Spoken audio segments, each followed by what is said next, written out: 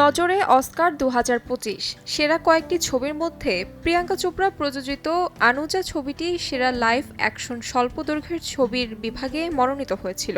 আশার বুক বেঁধেছিল ভারতীয় সিনেপ্রেমীরা। তবে ৯৭তম একাডেমি অ্যাওয়ার্ডসের মঞ্চে নিষ্প্রভ ভারত একটি ভারতীয় ছবিও পুরস্কার ঘরে তুলতে পারল না। শেষ মুহূর্তে কল্পবিজ্ঞান ঘরানার I am not a robot ছবিটির কাছে হেরে গেল আনুজা ছবিটি, যার নেপথ্যে ছিলেন প্রিয়াঙ্কা চোপড়া। তবে তিনি একা নন, ছিলেন গত বছরের অস্কার জয়ী প্রযোজক গুনিত মোঙ্গা সহ অনেকে। তবুও এবছর জয়ের মুকুট পাওয়া হলো না।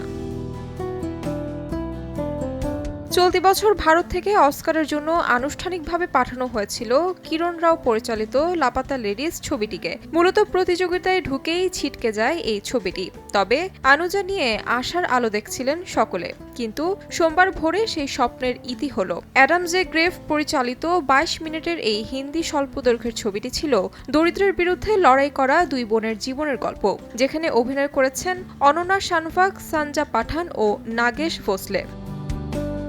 সিনেমাটি অস্কারে মনোনীত হওয়ার পর পুরো বিষয়টি নিয়ে রোমাঞ্চিত প্রিয়াঙ্কা চোপড়া বলেছিলেন, দর্শকের কাছে অর্থপূর্ণ গল্প তুলে ধরতে চাই আমরা, যা হৃদয় স্পর্শ করবে।